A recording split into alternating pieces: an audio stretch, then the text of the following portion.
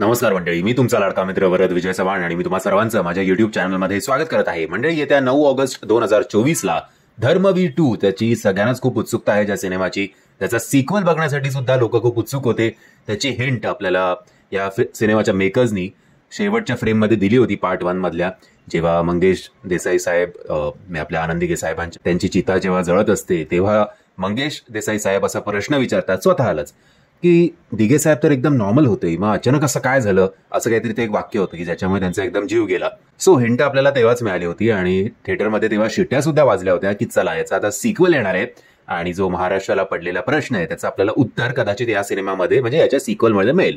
आणि त्याची हिंट पुन्हा एकदा आपल्याला या ट्रेलरमध्ये सुद्धा दिसते की आपले मंगेश देसाई साहेब आपल्या एकनाथ शिंदे साहेबांना विचारतात की अख्ख्या महाराष्ट्राला पडलेला जो प्रश्न आहे, मग एकनाथ शिंदे साहेब म्हणतात कोणता?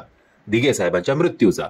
आता या प्रश्नाचं उत्तर खरोखरच सिनेमामध्ये आपल्याला मिळणार आहे का, हे जर आपल्याला जाणून घ्यायचं असेल तर आपल्याला हा सिनेमा सिनेमागृहात जाऊन बघायला हवा. प्लस आय थिंक या सिनेमाच्या सेकंड हाफ मध्ये असं असू शकतं की आनंद दिघे साहेब एकनाथ शिंदे साहेबांना त्यांचं जी लेगेसी आहे ती पास ऑन करायला कसं प्रोत्साहन देत आहेत आणि माझ्यानंतर तूच खरं हिंदुत्व राखू शकतोस किंवा तूच खरा एक मोठा नेता होऊ शकतोस, अशी त्यांच्या नात्यातली जर्नी सुद्धा आपल्याला या सिनेमाच्या सेकंड हाफ मध्ये मिळेल. आणि हळूहळू दिघे साहेबांच्या खांद्यावर असलेली जबाबदारी कशी एकनाथ शिंदे साहेबांनी ती उचलली, ती पेलली, आय थिंक त्याच्यावर सेकंड हाफ असण्याची खूप शक्यता आहे असं मला एकंदरीत हा ट्रेलर बघून वाटतंय.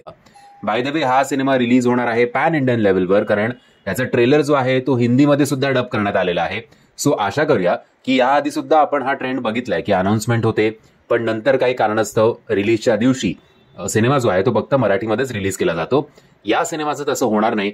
ऍटलिस्ट ठाण्याच्या परिसरात तरी हा सिनेमा हिंदी आणि मराठी दोन्ही भाषेत लागेल आणि सगळे शोज, कारण लास्ट टाइम पण मेजर कॉन्ट्रीब्युशन जे होतं ते ठाण्यामधनंच आलं होतं. ऑल ओव्हर महाराष्ट्र हा सिनेमा चालतच होता पण ठाण्यामधले शोज जे आहेत ती हाऊसफुलची पार्टी उतरण्याचं नावच घेत नव्हते. यावेळेला सुद्धा तसंच होण्याची अपेक्षा आहे. बाकी trailer, background music over the top आहेच. आनंद दिघे साहेब तसे पण एक लार्जर दॅन लाईफ त्यांचं व्यक्तिमत्व आहे. त्यांना त्याच पद्धतीने प्रेझेंट करणं प्रवीण तरडे सरांना आणि प्रसाद ओक सरांना व्यवस्थित जमलेलं आहे.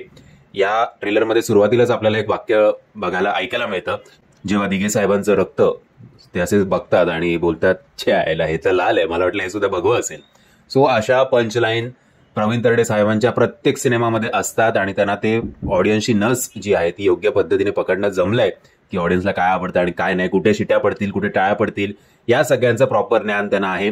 आणि त्याचबरोबर या सिनेमामधले जे कलाकार आहेत ते त्यांचा जो विजन आहे प्रवीण तरडे सरांचा तो प्रेक्षकांपर्यंत पोहोचवण्यात यशस्वी खूप ठरतात. आता माझ्या थंबनेलमध्ये मी जे म्हटलं होतं की हा सिनेमा नसून हा इमोशन आहे, बट या इमोशनचा योग्य पद्धतीने वापर होणार का, की आत्ताची जी करंट सिच्युएशन आहे राजकारणातली त्या सिच्युएशनचे पण चिमटे आनंद दिघे साहेबांच्या तोंडी मारले जाणार हे तर आता आपल्याला कळेलच. आणि पुढे येऊ घातलेल्या इलेक्शनसाठी सुद्धा जर याचा वापर होणार आहे का, या सगळ्या गोष्टी बघू आता आपल्याला 9 तारखेलाच कळतील. तुमचा ओव्हरऑल मी थंबनेलमध्ये प्रश्न जो विचारलाय तो आणि हा ट्रेलर बघून, जर ट्रेलर तुम्ही बघितला नसेल त्याची लिंक तुम्हाला खाली डिस्क्रिप्शन बॉक्समध्ये देतोय. सो तुमच्याकडे मी विचारलेल्या प्रश्नाचं उत्तर आहे का, जर असेल तर कृपया ते मला कमेंटच्या माध्यमातून कळवा. मी आशा करतो तुम्हाला हा व्हिडिओ आवडला असेल. जर तुम्हाला हा व्हिडिओ आवडला असेल तर प्लीज या व्हिडिओला लाईक शेअर आणि चॅनलला सबस्क्राईब करायला विसरू नका. जय हिंद, जय महाराष्ट्र.